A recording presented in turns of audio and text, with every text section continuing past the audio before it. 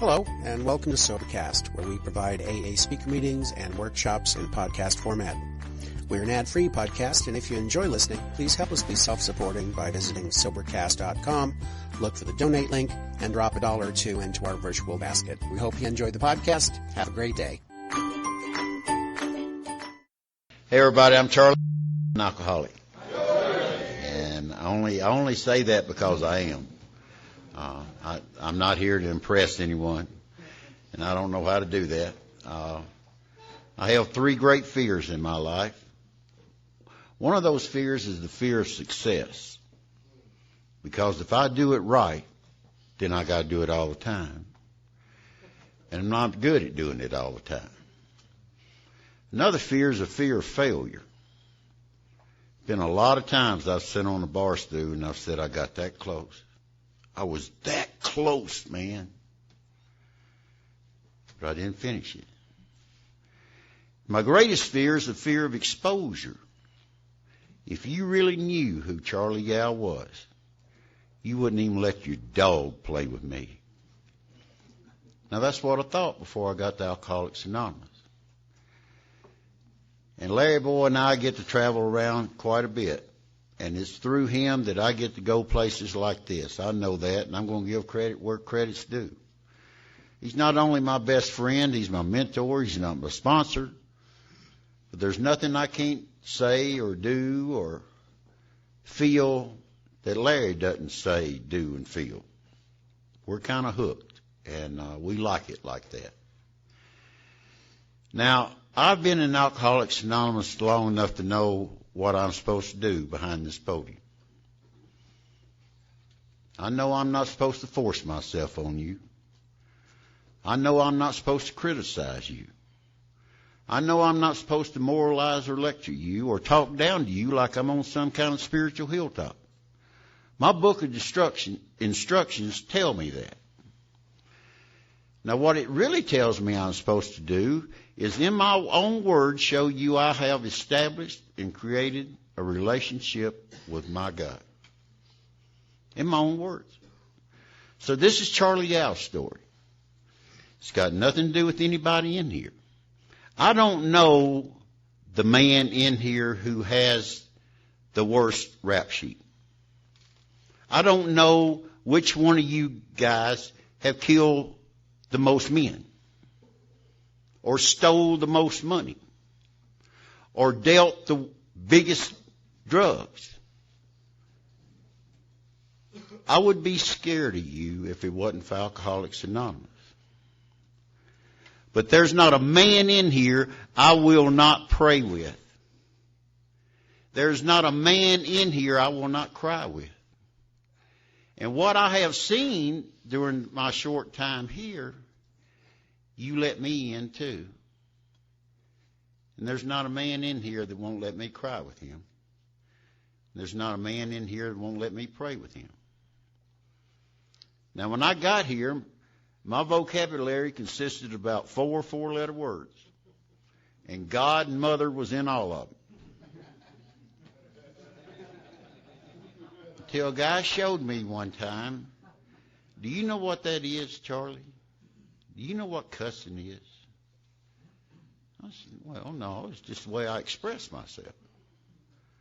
He said, Charlie, boy, what cussing is a crutch for conversational cripples. And I said, this is Charlie's story. This ain't nobody else. And don't take it that way. But I said, well, I don't know what to do about that. And he said, well, maybe you just want to listen to somebody who's got a little bigger vocabulary. Just a suggestion. I know I'm supposed to be sober, in my right mind, and fully clothed. Yeah. That's what I'm supposed to do when I get here. This is a humble place. I didn't put this suit on for me. I put this suit on for you. Because I respect you. You're taking time out of your life to get to know Charlie Gow. Some old dumb Georgia redneck from Savannah, Georgia, you're going to give a part of your life to for the next few minutes. This says this is a hallowed place. So I should conduct myself in that manner. That's what I was taught. I don't know if that's right. I don't know if that will keep you sober. I do know it won't get you drunk. I've been behind it long enough to know that. I have never left one of these events and said, "Dadgum, I need a drink." I've always left saying, "Thank you, God. Thank you for taking the words and just using me as a vessel." And I did that before I got here tonight. I'll do a little house cleaning. Now, I'm a hill walker. I'm a smoker. And I dare any non-smoker, especially an ex-smoker, or the smoking police, to walk up there in our little pen and find so much as an ash on the ground. Now, I don't know where the ashes go, but you can eat off that little piece of concrete, asphalt up there. And you know, we don't put any conditions up there. We're huffing and puffing and talking about sobriety and talking about God. And we're plenty comfortable in our little hog pen. So we're in our little hog pen, but I just want everybody to know, so you can go to bed with a clear conscience, that them dadgum smokers up there is ruining everything. Now, I have seen a couple of bottles and a couple of cups and some chewing gum wrappers and some M&M wrappers in the non-smoking areas. I don't know what the police are doing. Maybe they're just watching us. But you're wasting your time, Hammer. You know, I figure if our two co-founders can die of emphysema, by George, I ought to have the right to too. So I'm going to hang in there. You know, I got to speak at my partner's, his home group's anniversary a couple of years ago. And everybody asks you when you the speaker? Yeah, I'm speaker. You nervous? Well, yeah, I'm about to lose bladder control. But Larry's group, when they have an anniversary, it's 500 or 600 folks there. And I was standing there, and this pretty little old lady, she said, "Oh, you the speaker?" I said, "Yes, ma'am." "Are you nervous?" I said, "No, this don't bother me a bit. Not a bit." She said, "Really?" I said, Yeah, it's shoot, this don't bother me." She said, "Then why are you in the ladies' restroom?"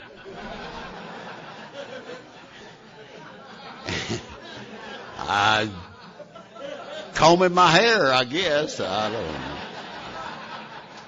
But I walked in there, and there's a women's restroom. That's where I was supposed to go, I guess.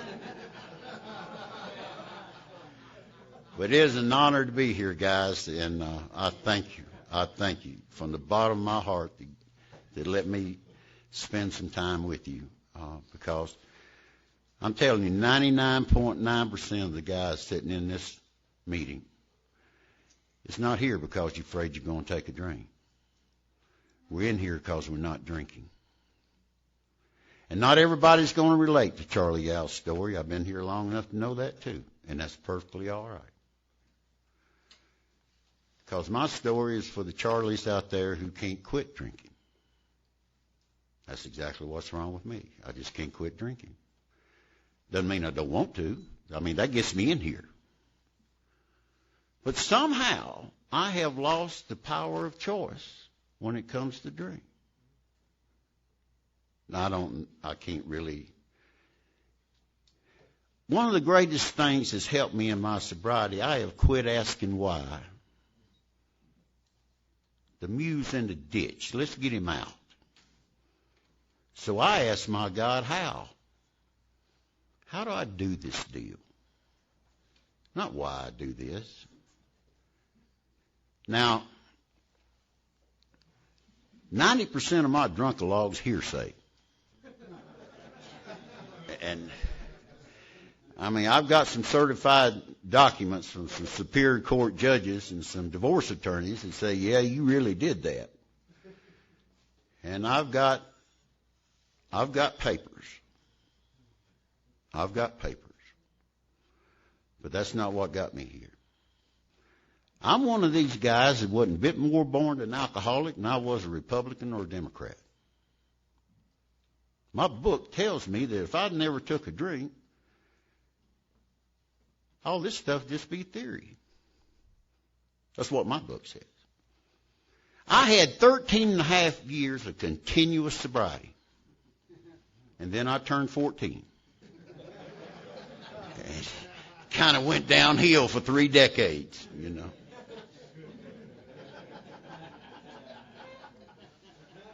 But it's December the 3rd, 1993, and I'm sitting in this 7x9 jail cell. And I get the greatest revelation I think I've ever had in my life.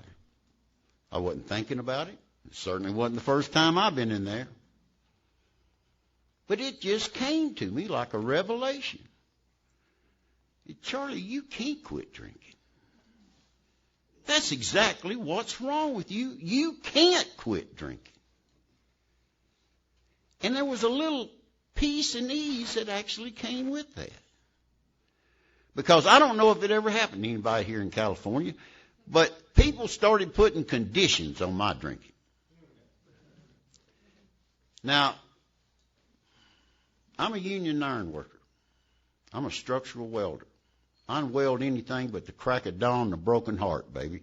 I know something about welding. I'm a good welder. And people would request me. But they'd say, Charlie, it's 7 o'clock in the morning. Man, you reek of alcohol. You get hurt on this job, they'll lock us down. You can't come to work drinking like that, Charlie. And that pint of scope you just killed out in the parking lot ain't helping nothing. You can't come to work drinking like that, Charlie. Don't come. Now, I've been doing public work since I was 15 years old. And so help me, I can stand in front of you gentlemen and tell you I have never been fired from a job. But I sure have been laid off while they were hiring. Now, I don't know how that works, but it does. And that one kind of gets your attention a little bit is, you know, Charlie, you're a friend of mine. You're a good friend of mine. I consider you a friend. We're having a little get-together this weekend, Charlie, but don't come back to my house drinking anymore. Your jokes aren't funny anymore, Charlie. And your intimidation doesn't intimidate anyone anymore, Charlie. You peed my azalea bush for the last time, dude. I don't even want you playing my dog. Don't come back to my house drinking anymore. And that will stop you dead in your tracks. Charlie, just don't come home drinking anymore. Please. I made my bed. I guess I got to lay in it. But Charlie, I can't answer that 6-year-old boy's questions anymore. Those questions that, Mama, how come my daddy don't love me? Mama, how come my daddy won't play with me? Joey's daddy plays with him. How come you and Daddy fuss all the time, Mama? How come Daddy has to work all the time? Dadgum, I got to go to bed before he gets home, and he's gone before I get up. And why is it, Mama, when he sees me, he says, this weekend, partner, is just you and me. Just you and me. Whatever you want to do, it's just you and me. But it's Saturday, Mama, and he's gone. Or he didn't even come home. Charlie, just don't come home drinking anymore. Well, I got a little walking around sense. And I saw the handwriting on the wall, and I said, okay, all right, I quit. And I quit. About 2 months later, I quit again.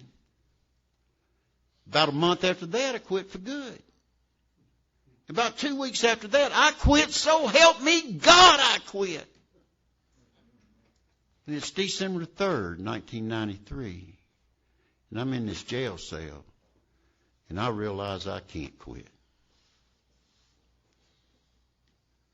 Guys, all I've done is stand here in front of you and took step 1A.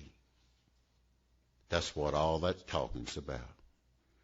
I have stood in front of you and my God and took step 1A after almost 18 years of continuous sobriety. If you wake up every morning and decide whether you're going to drink or not drink, my hat's off to you. And there's some people that can do that because they will tell you that. Today I decide I'm not going to drink. By George, I ain't going to. Good for you. I believe you because you say you can do that you have that power to do that. All I ask is don't look down your nose at us Charlies who can't quit. We would like to have that power, but we just don't have it. Don't ostracize us because we're powerless over alcohol and for some magical reason you're not anymore. Just give us a shot too, okay? Just give us Charlies a shot.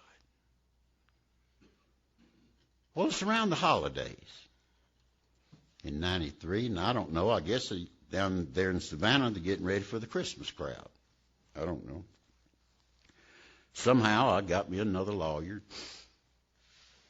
We got ourselves arraigned, and they cut me loose.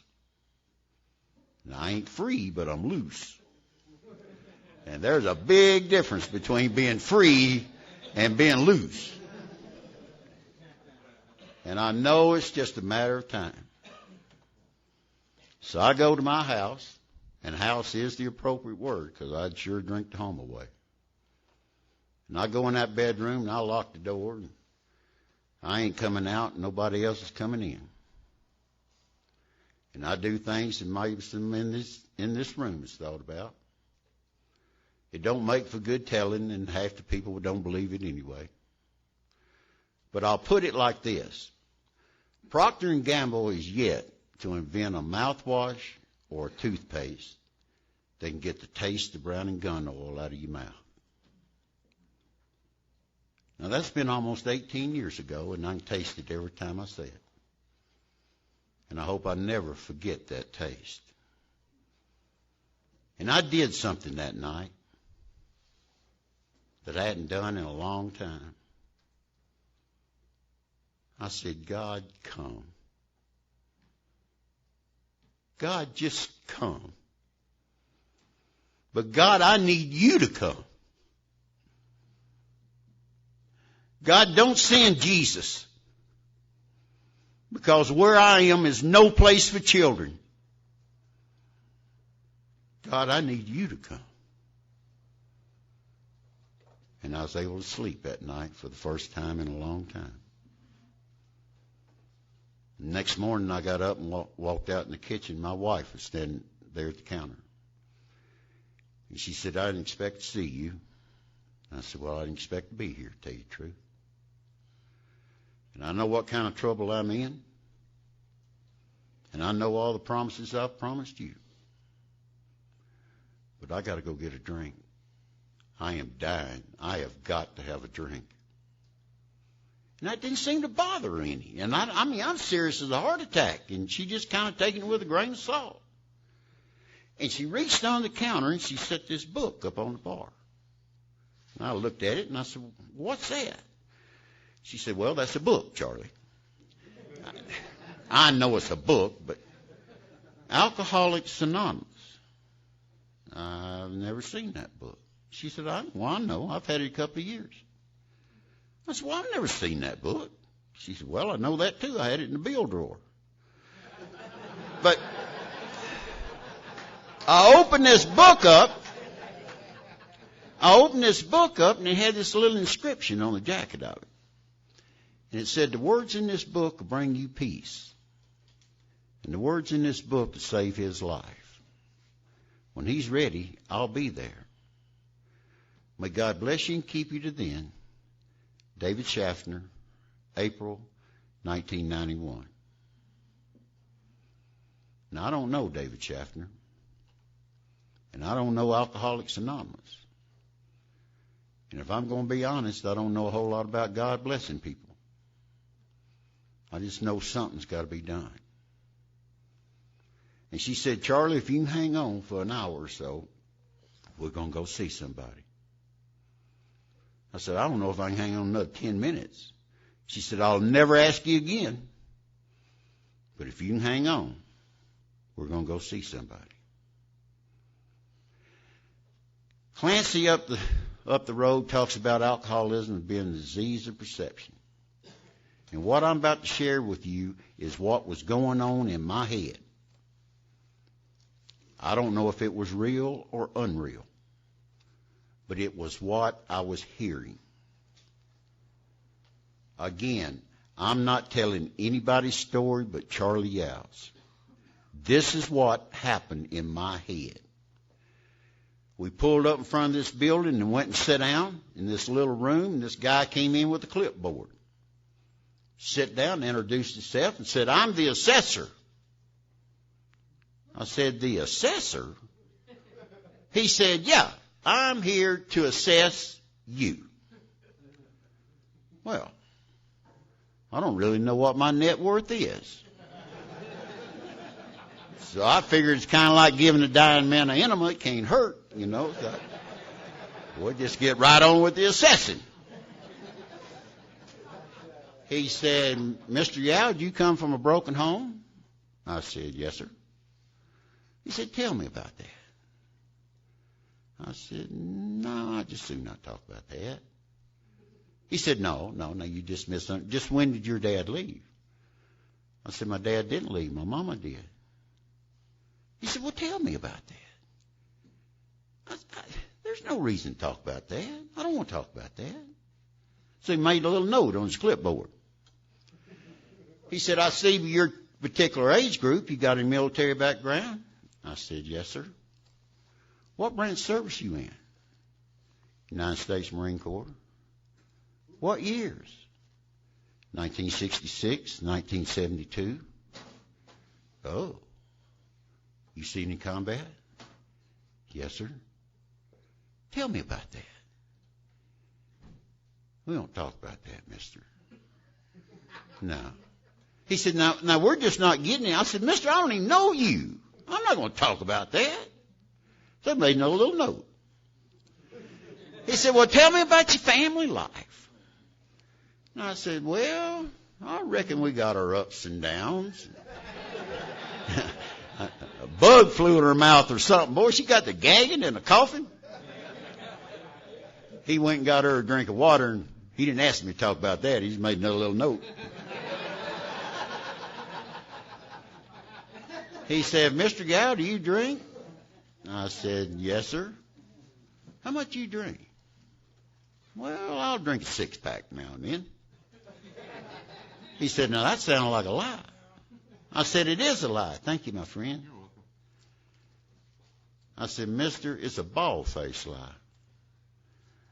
Mister, I drink all I can drink and all I can hold all the time. It's got to be one condition and one condition only in my drinking. I got to be at least semi-conscious. Other than that, I drink all I can drink and all I can hold all the time. We compiled his notes, looked at my wife and said, well, I think we'll just keep him. She says, good. She gave me a little peck on the cheek, and they just buzzed her right on out the door. They didn't buzz me out the door. Again, this is what was going on in my head. And they took you in this room, man, and they strip you everything but your Fruit of the Looms. And they give you this dress to put on, kind of like an apron. I mean, you can tie it in front or tie it in the back. It don't make no difference. You're going to be embarrassed. Then they give you these unifoot slippers. They ain't got no bend in them. You can wear them on your right foot or left foot. Don't make no difference. Unifoot slippers. And son, I don't know what it is, but you can hang meat in these places. And they said, you all right? And I said, well, I'm kind of cold. And they brought out this fishnet looking thing. It's like what your grandmother crocheted. 12 count shrimp go right through them holes. And I'm standing here in this dress and these unifoot slippers and this fishnet. And I'm thinking, now this ain't what I had envisioned. And I'm a great visionary. Son, I can have these two-sided 3-hour conversations and I'm the only one in the truck. I'm a great visionary. I come from a long line of visionaries. We're from Tennessee. And my Uncle Buck was a great visionary. Buck was a logger. Old Buck, he'd get in that Tennessee spring water and he'd start walking the roads. And Buck always had this log chain with him. Everywhere he went, he had this log chain with him. People say, Buck, what were you doing dragging that log chain around? Uncle Buck go, you can't push a log chain. It just ain't what I had envisioned, see. Well, they put you in this room, they come by and they feed you out of these styrofoam bowls and these plastic spoons and pop you with one of those silver bullets every now and then, keep you from falling apart. About the third day, they send you upstairs for a medical examination. And I'm sitting on this cold table, my dress, my unifoot slippers, my fishnet, and walks the doctor. Now, he's an Indian doctor. Now, I'm not talking about an Apache or Cherokee. He's an Indian doctor. Not that there's a thing in the world wrong with it. I'm not prejudiced about that. But with his broken English, he's trying to explain to me what he's getting ready to do. And with my broken English, I'm trying to understand the procedure. And he washes his hands real good. And he grabs one of those one-fingered latex gloves and a jar of petroleum jelly and turns around and grins. And I said, now, Doc, I don't know what's wrong with me, but where you getting ready to look? It ain't there. He said, yeah, but this is part of the procedure. And I said, well, it ain't part of this procedure. He said, well, you just have to go get observed and some more. I said, shoot, you go assess me some more. That dog ain't going to hunt here.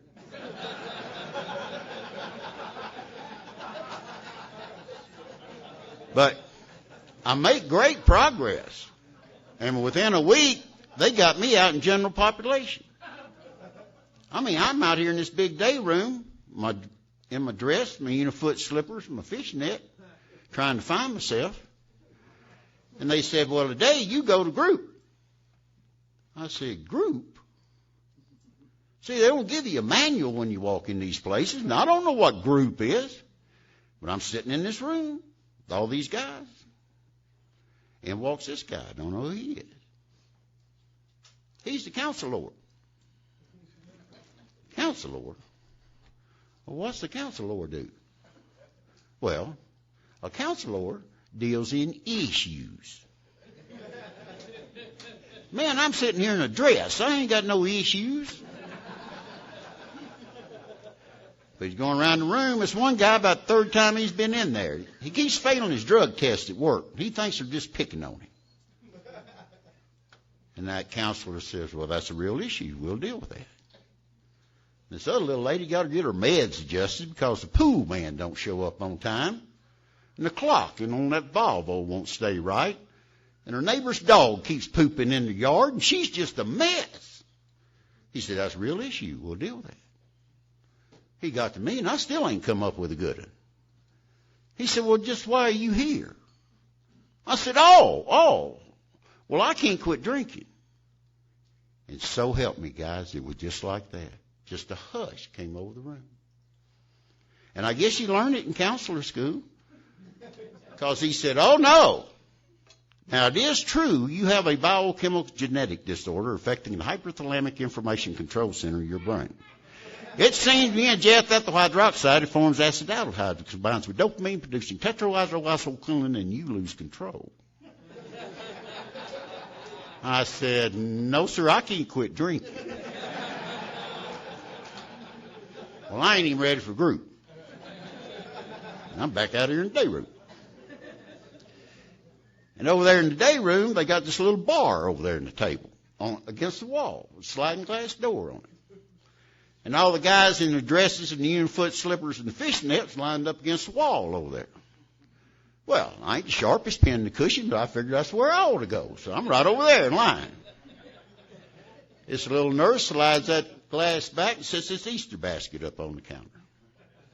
This Easter basket got all these little cupcake holders in them. All these cupcake holders got all them little jelly beans in them. Every kind of jelly bean a man think of. She had them. And you stay orderly. She just serves one at a time. And she got to me and she looked at my chart. She said, well, you can have 2 of them, 2 of them, and 1 of them. So I took 2 of them, 2 of them, and 1 of them. Gave me a little shot of orange juice, washed it down with. I said, what do I do now? She said, well, you go to group. I said, they just kicked me out of group. She said, oh, honey, they won't kick you out now.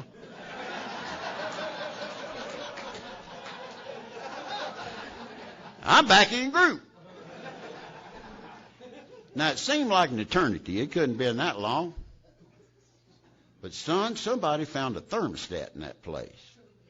And the temperature started rising. Off come the fishnet. I got this dress hiked up. And I get this second revelation. My daggone feet don't work. And I'm thinking, maybe I got my unifoot slippers on wrong. And I can get down to get them off, and I can't get up. In walks the counselor. You want issues? I got one now, Bubba. My daggone feet don't work. He didn't think that was an issue. It was working when I come in here. It ain't working now. It's about the next 2 weeks, I'm wearing out unifoot slippers left and right because I can't get my heels off the ground. But one day I'm standing in front of the bar, and the little nurse says, you can't have none of them, and 1 of them. So I took none of them, and 1 of them. Went to group. Counselor wants to talk about issues. Might have 1. Yeah, what's that? You know, if I could get me a pint of that wild turkey, I wouldn't need those 4 pills you just took away from me. Because that's the only thing I've found that's removed the obsession for me to drink. Now, it makes your feet not work, but it ain't like you're going anywhere. Guys, so help me God, I am not making fun of these institutions, and especially the people who work in that field. You are angels of mercy, and God bless you all. But it was just like nobody would hear me. I just can't quit drinking. Can't somebody talk to me about that? I just can't quit drinking. And it was like nobody would hear me. I'm sure maybe I wasn't ready. I don't know. But one day I'm in the big doctor's office. And he said, we can't help you, I don't think. Besides that, your insurance has run out. But we ask you how you feel, and you say, with my hands, how do you feel? We ask you to get that stuff out about your mama, and you just clam up. We ask you to get that stuff out of you about that war, and you just dig yourself in a hole. We can't help you. I've played the game. I'm saying, what do you got to hear? What do you got to hear to put success on that chart so you can turn it into the board of directors and get another state grant? What do you got to hear from me, doctor? You want to hear about my mama? Is that important? You want to hear about that war, man? You got to hear the decibel sound of a 3-year-old baby screaming because you just shot her mama? Because she just handed the guy you shared a toothbrush with about 2 hours before something. And he's hollering, find my arms, Charlie. Don't you let them take me out of here without my arms. And I'm saying, I'll find them. I'll find them. And somebody's handing somebody else something. And everybody's dying. Even the baby dies. And they send you back to the world, and they stand you on the stage, and they pin a medal on your chest, and they call you a hero. And you walk outside the building, and they spit on you, and they call you a baby killer. I ain't no hero. I'm 19 years old, and I've seen enough death the last 10 lifetimes. And I'm not a baby killer either. I just can't find his arms. I just couldn't find his arms. Is that what you need to hear? Man, all you've done is sentence me to another year of nightmares. That's all you've done. Well, I'm wiping the snot out of my nose. He goes and changes his drawers. He comes back and he breaks out this prescription pad and he says, you could be a picket fence, man. And you need extensive aftercare. And oh yeah, your wife said she wasn't coming after you. Your keys are up front. And God bless you, Charlie. God bless you. And I said, God bless you too, doctor. God bless you too. Now, the greatest thing that ever happened to me in that institution is they took me to my first AA meeting. It was New Year's Eve. And by this time, I was in civilian clothes. But I had this big orange armband on and no shoelaces. And they said, you can go if you want to, and if you want to go, you can smoke. And I said, shoot, I'm in. So they loaded us on a little short bus and took us over here at this auditorium and put us way up in the nosebleed section. And we all sitting there waiting for the smoking lamp to be lit. And this preacher gets up there and led the congregation in a prayer I'd never even heard of. And got some people to come up there and read stuff that didn't make a bit of sense to me. And then they stopped for a few minutes and got to fellowshipping. And we're up there huffing and a-puffing, and I looked, coming up these stairs, this long, tall drink of water walked right up to me and stuck out his hand and said, my name's David, how are you? And I said, okay, I guess. He said, I know you. I said, no, I don't think I know you. He said, that's okay, I've been where you been. I said, oh, you out on bail too? No, I ain't out on bail, but we'll talk. And again, it was probably 500 people in that auditorium. And the best of my recollection, he is the only one that walked up those steps and stuck out his hand to the guys with the big orange armbands on and no shoestrings. The only one. And I didn't know why he did it then. I know today. I know why today. But I left that place, and up to this point is the last time I contemplated which way I wanted to go. Because if I pulled out of there and turned right and went about a block, I'd be right in front of a liquor store. That guy knew me better than anybody in Savannah, Georgia. He had it packed before I got there. He gave me credit because I was such a good customer. He'd let me forge my wife's signature on a credit card because I was such a good customer. Or if I turned left and went a couple of blocks and over here at this building, I'd be over there where they're having that A&A meeting. Somehow I just turned left. Can't tell you why, I just turned left. And I walked in there, and there's an old man that was sitting over in the corner. And he looked right into the bowels of my soul. And he said, what's your problem? I said, I can't quit drinking. And his old face just lit up, man. You thought he won the lottery or something. And you know what he said? He said, I can't quit either, son. That's why I'm here. Welcome home. And I've been to a lot of meetings. I hear a lot of stories. And I believe every one of them. And if you think about it, about 90% of the stories is the last place I wanted to be was in Alcoholics Anonymous. Good Lord, you talk about scraping the bottom of the barrel. I mean, the daggum bunch of Jesus freaks and some kind of cult, and I'm just waiting for somebody to bite a chicken's head off.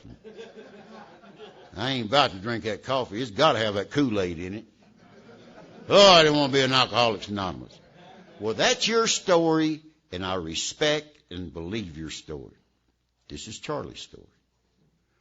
It took that 5 seconds in elapsed time in history, that one statement from a total stranger, for me to know that I was home.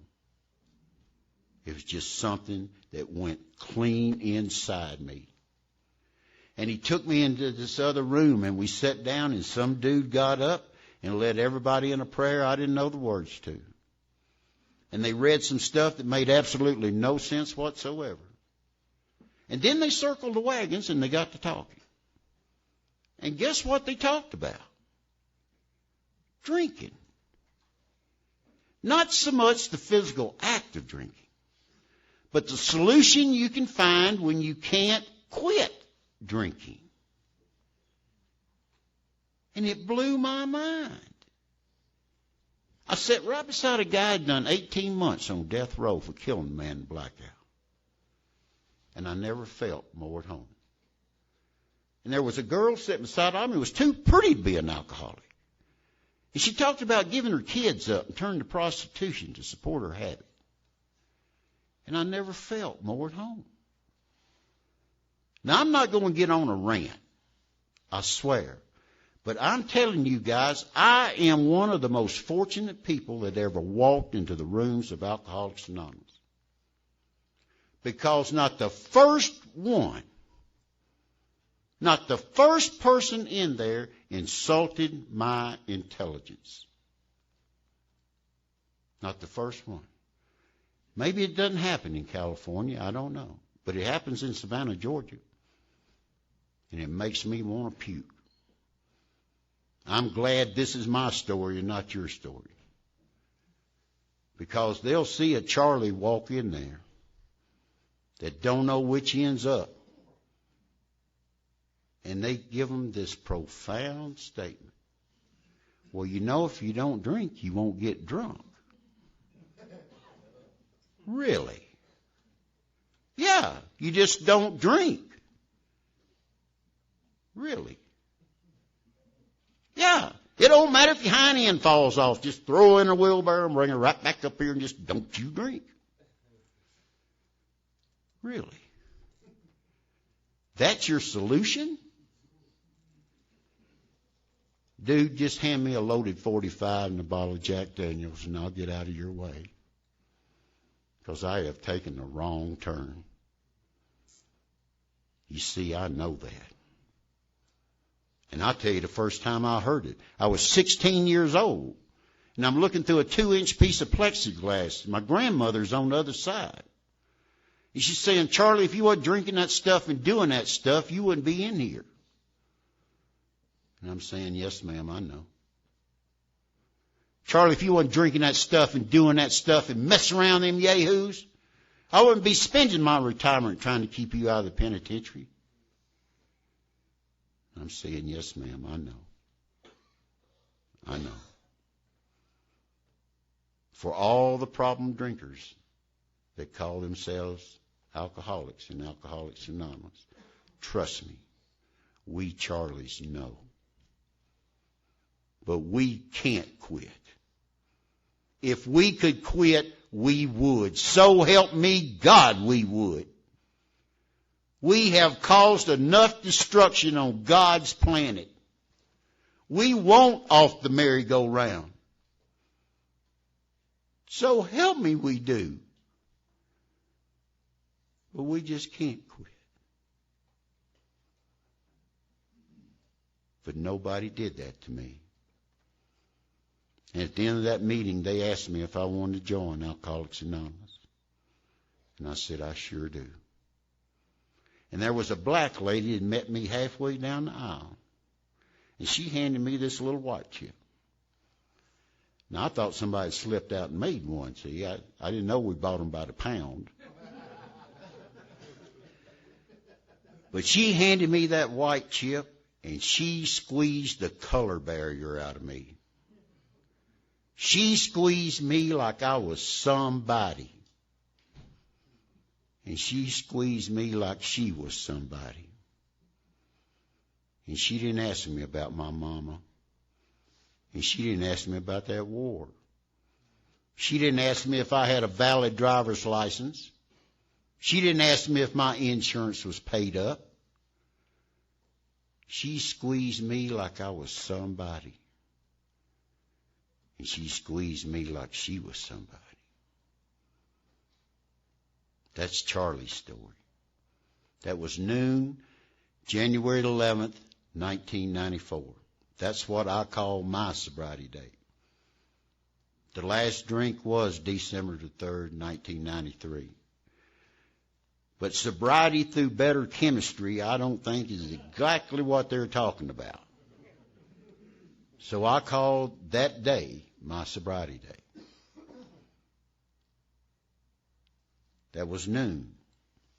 And I said, what do I do now? They said at 5:30 we're going to talk about it again. You be here. 5:30 I came back. Guess what happened? They talked about it some more. I said, what do I do now? They said, 8:30 we're going to talk about it again. You be here. 8:30 I come back. Guess who's sitting on the front row? Had a long, tall drink of water, came up and shook my hand.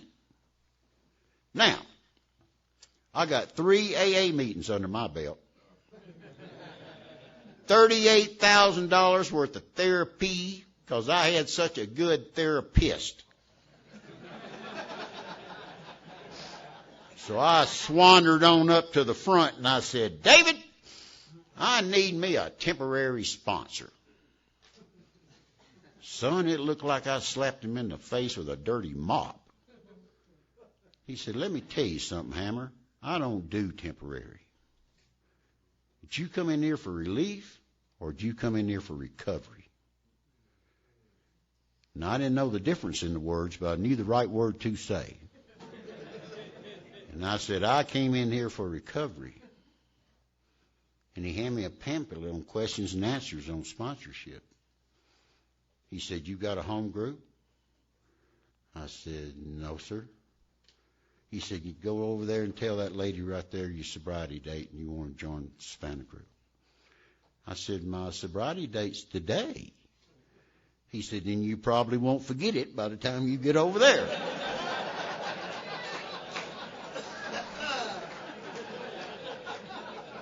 And he said, come on up here with me. So we went in this other room. He said, do you know what that is?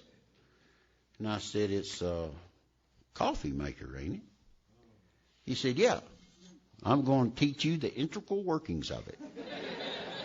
This is the filter. This is coffee. This is the pot. This is what you do.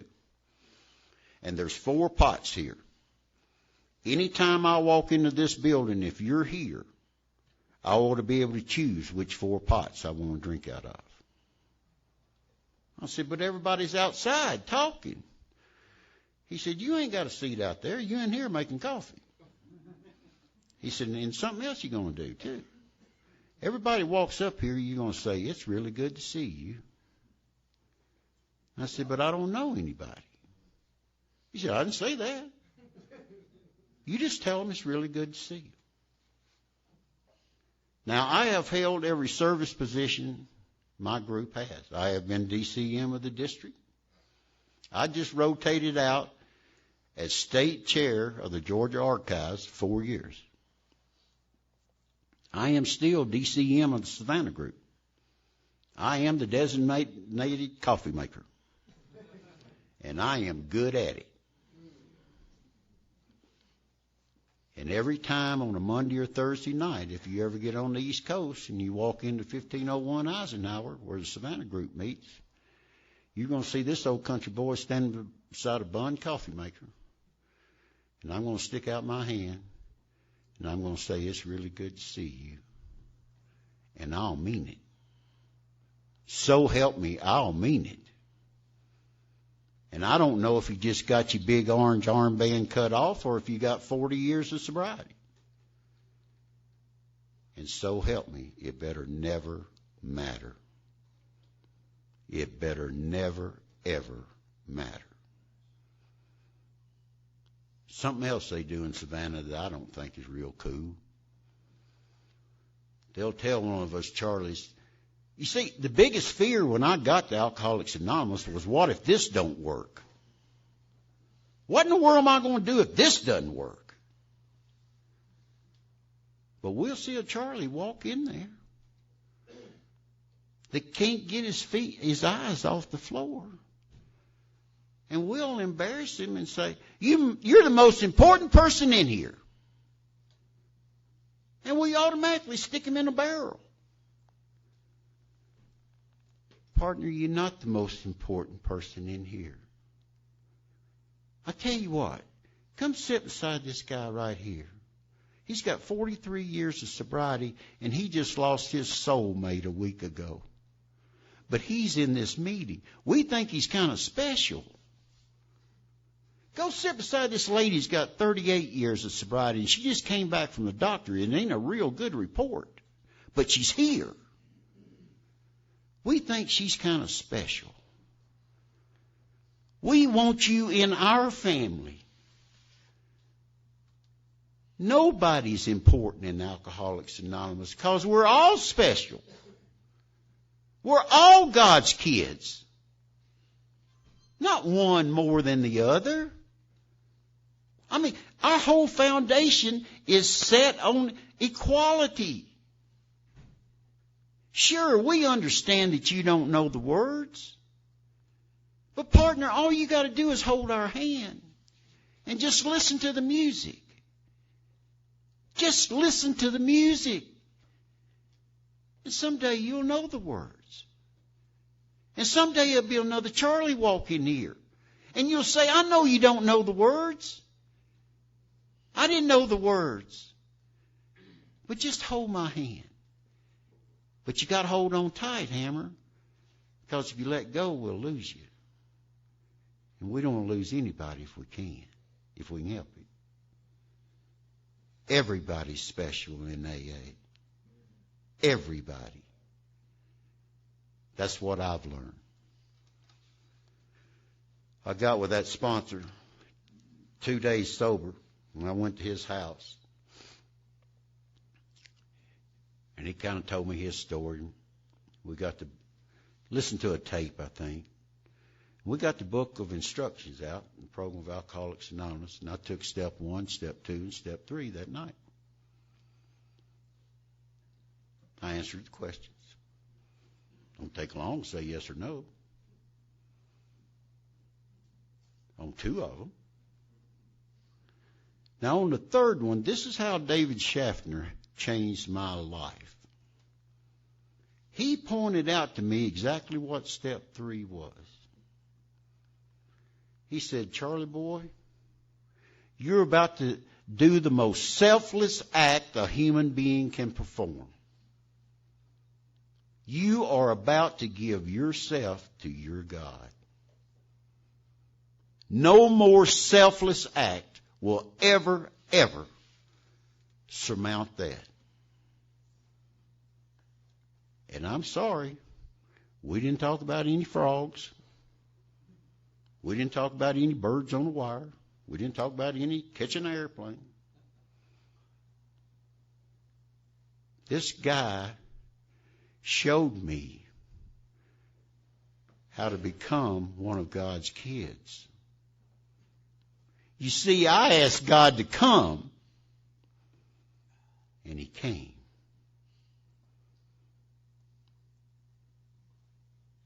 And as soon as we're through, he said, now you got a real sponsor, Charlie boy. I have to work sometimes. Sometimes my phone goes dead. Sometimes I don't even answer it. But you'll never get a call waiting on this sponsor if you'll use it. And he showed me instructions on taking step 4. And he's pointing out these defects of character. And I said, good Lordy, man, I got 1,000 of them. He said, nah, you got 5. I said, oh, no, David, I got 1,000 of them. He said, okay, for the sake of argument, you got 1,000. Why don't we work on these 5 that they're talking about in here and see where the other 995 fall? What do you think?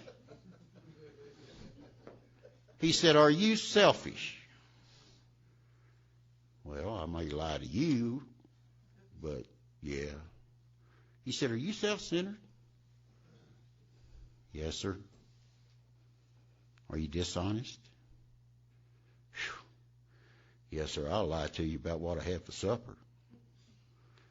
He said, are you frightened? I said, all the time. He said, are you inconsiderate? I said, yes, sir, just because I'm so afraid. He said, let's work on these 5 defects of character. And let's see what happens. Let's just see. Because if we don't work on these 5, we don't know. Already, Charlie, you've taken step 1, and I ask you to get honest. I said, yeah, I'm not lying to you no more. He said, that ain't what rigorous honesty is, Charlie. Rigorous honesty is being you, man. No sham, no scam, no pretense. Just be you. But you don't know who you are. No, sir. I got all the masks. I'll be anything you want me to be if I can have your approval. Because I'm so afraid. But I can't tell you I'm afraid. So I masquerade all this fear and violence and hostilities. I become a bad man. I become a tough guy. I was a tough guy. I become a biker. Well, I was a biker until I took these 12 steps. Now I'm a motorcycle enthusiast.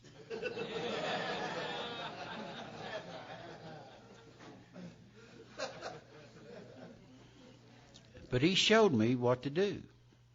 And I went home, and I was as fearless and as thorough as I could be. I went back in my life. He said, I don't want the first entry of Mary Sue calling you a little fat poopy head in kindergarten. That ain't going back. Charlie, what's eating your lunch today? This is where we are. You're supposedly rocketed into the 4th dimension, Hammer. You know where that is? No, sir. It's right now. This is your day, Charlie. You have no other. This is your day. Oh. So I did the best I could. And I did all that. And within 3 days, I was done, I guess. Heck, I wasn't 44 years old. But then I turned the page and I read something I probably shouldn't have read. It said this next step could be postponed. Well, I'm thinking, I guess I'll just ride this spiritual hilltop a little bit. And I got my little 4-step in my back pocket, and I'm going to meetings, and I'm making coffee, and I'm saying it's good to see you. Then one night David just turned around and looked at me. He said, you know, Charlie boy, it don't have to be with me. But if you don't do it, you're going to get drunk. And he turned around and walked off. And I knew he knew what he was talking about. Our book gives us a few suggestions, a few choices you might can make. I'm not saying this is the way to do it. This is the way Charlie did his first one. I've done many more since then. But I went home and I called my best drinking partner. I called my best friend. I called my oldest son. And I said, Scotty boy, you need to come over here. We got to do some talking. So he came over and I tried to explain to him what I was getting ready to do. And he said, I don't understand, Pops. I said, I don't understand either, son. And I don't know if there's any clemency in this stuff. I just know I cannot live another day in this maximum security prison of terror. I cannot breathe this stale, musty air of bewilderment another day. And I can't sleep on this stone-cold hard bed of frustration. And I cannot exist on these crumbs of despair another minute. I just got to do it. And I told him every despicable thing his daddy had ever done. And I did not list assets. For some reason, I don't think what few assets I have is blocking me from the sunlight of the Spirit. Just my opinion. I think these defects of character is what's eating my lunch. And we got through, and he hugged me, and I hugged him. And I went in the house and took steps 6 and 7, and he went and got drunk.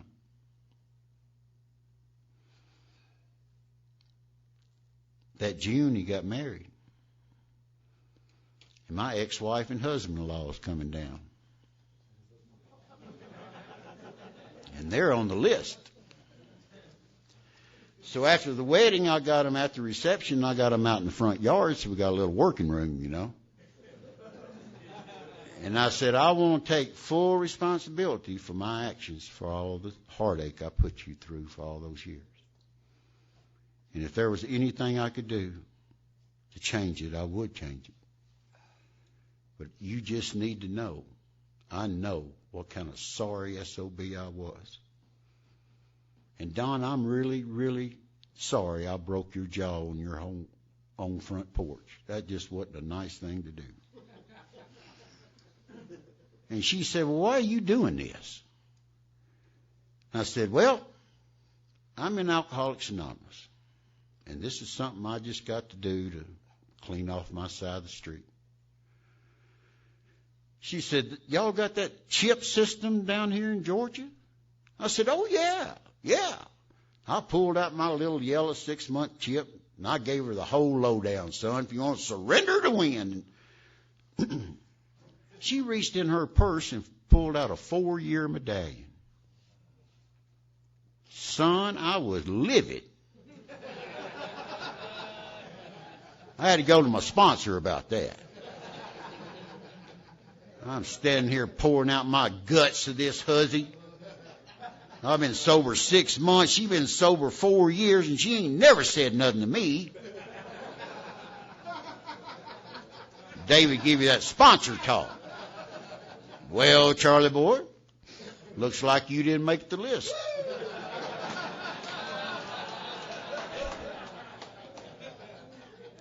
Now, there's a moral of that story. Within 90 days, if I continue to do what I've been doing, my home group is going to present me with an 18-year chip. And she's not even eligible for a white one. You see, I hear her. I hear in those meetings. You just don't drink. You just don't drink and come to meetings. There's plenty of time to take these steps. You just don't drink.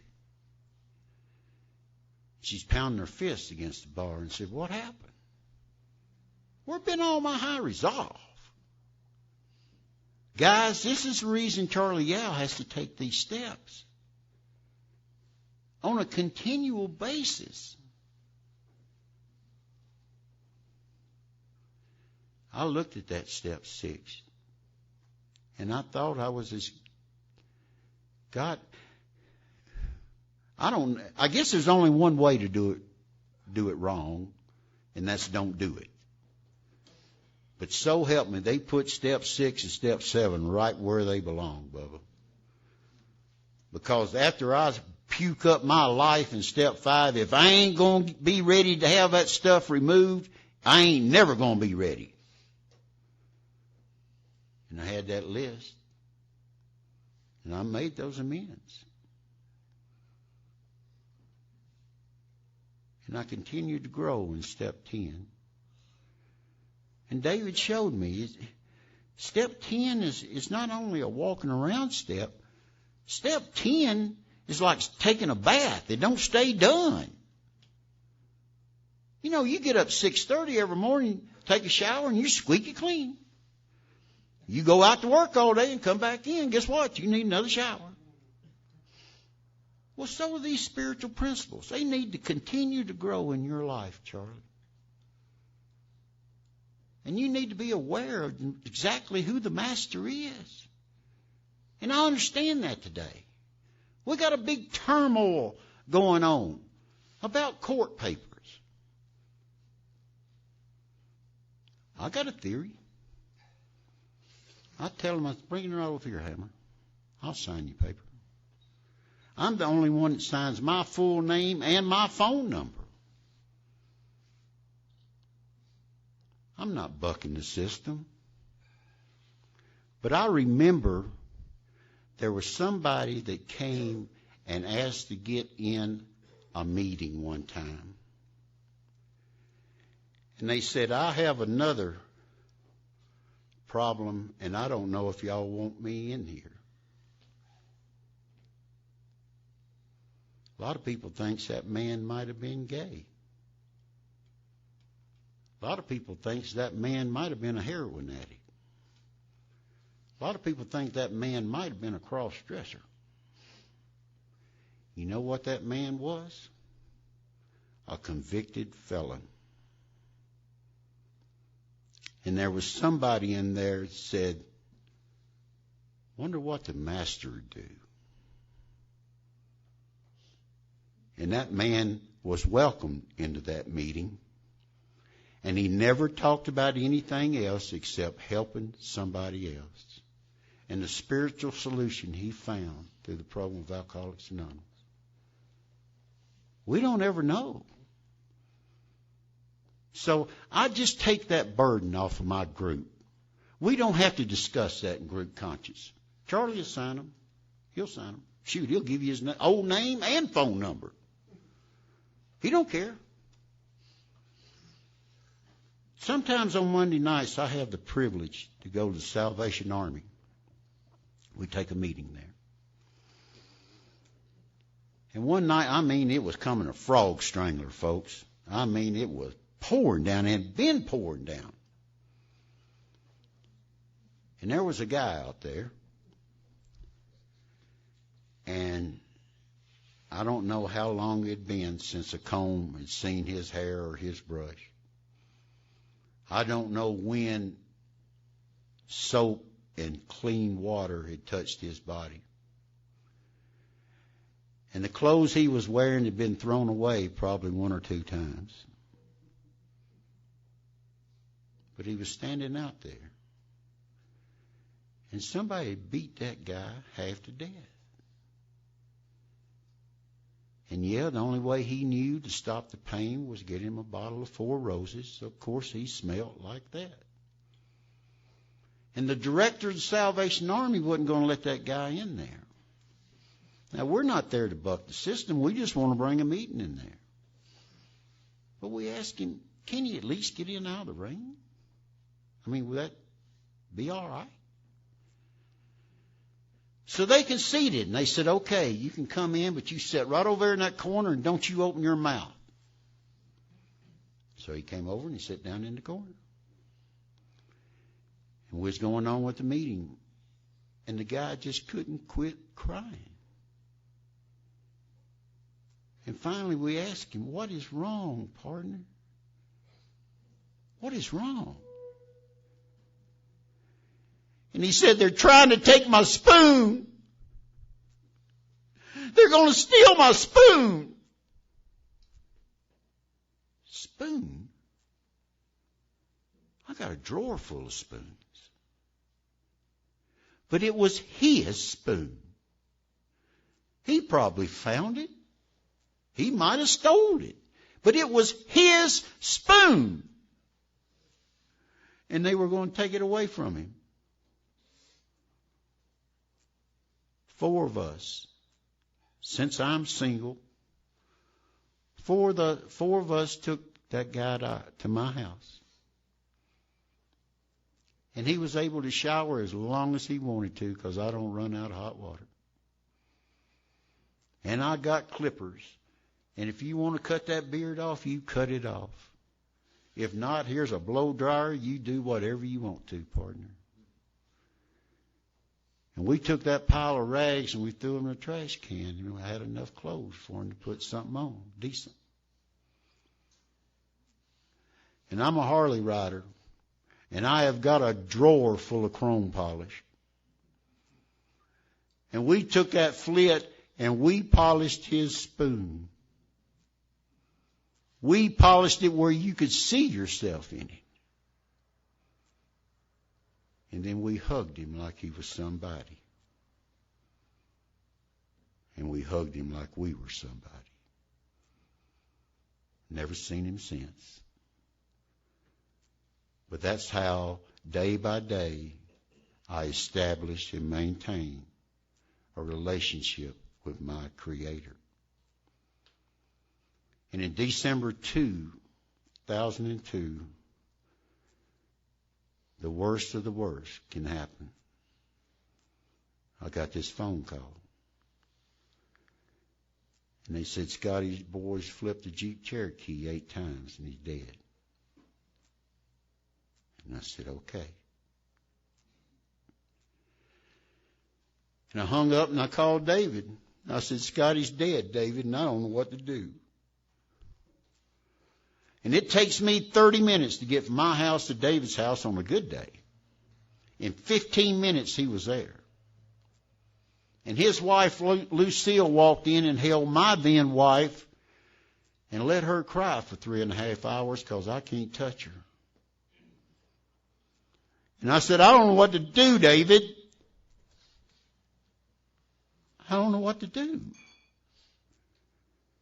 And you know what he told me? Nothing. Within 2 hours, my grand sponsor called. And he said, Charlie, I'll drive you to North Carolina and we'll stay up there as long as we have to. You don't have to go through this alone. Did he tell me what to do? He didn't say nothing. They were there. And that is what true sponsorship is, in my opinion. There's one common thread that exists between my sponsor, my grand sponsor, my great-grand sponsor, my great-great-grand sponsor, the guys that I sponsor, the guys that they sponsor, the guys that they sponsor, and the guys that they sponsor. We got one common thread. The lack of power. We don't know the answers. We go to the Master and ask direction. But we make a vow to everybody that's in our family. Partner, I'll be there. And that's it. We're there. And I imagine that's what happens in the Misfits or Robber's Roost. You may not know the answer. But you don't have to do this alone, because we'll be there. So I went to North Carolina, and I walked in that ex-wife's house, and she sets this Easter basket up on the counter. And she said, you're going to need some of them, Charlie. I said, yeah, I know. But no. She said, you're going to need some, Charlie. And I said, yeah, I know. But I need God more.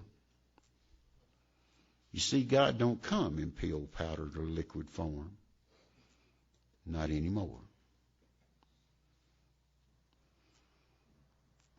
And I went to that funeral home, and I took that, at that time, my 8-year chip, and I put it in Scotty Boy's hand. And I said, just take some of my sobriety with you, son. Because a whole lot of me died the day you died. I used to write stuff, and I'm not any good at any of it. But sometimes writing is kind of therapeutic to me. And I wrote this, and I showed it to David. And he said, that's good, Charlie. But finish it. If you want closure, finish it. I said, it's done. He said, no, it's not.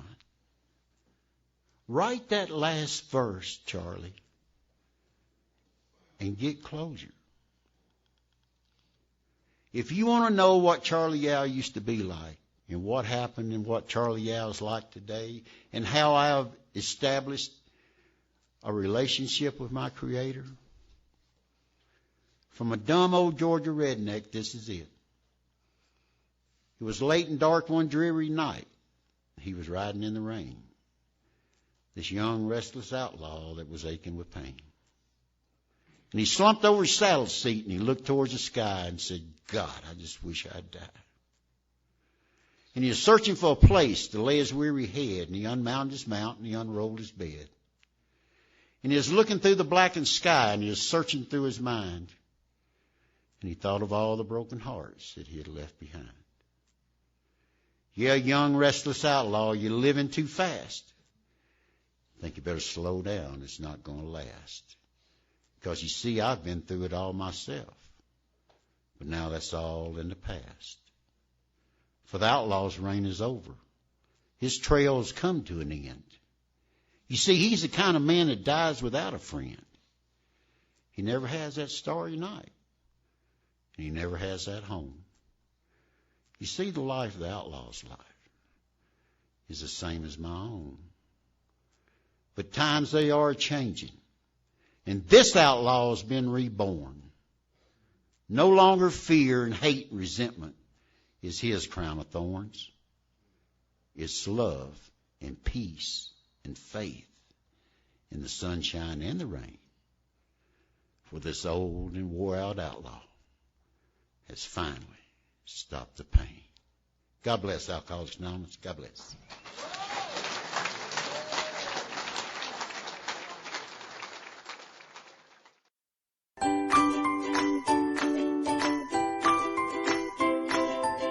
Thanks for listening. I hope you enjoyed the podcast. Sobercast is ad-free, and we'd like your help in order to keep it that way. So if you'd like to help us be self-supporting by pledging $1 or $2 a month, visit Sobercast.com and look for the donate links. Thank you very much.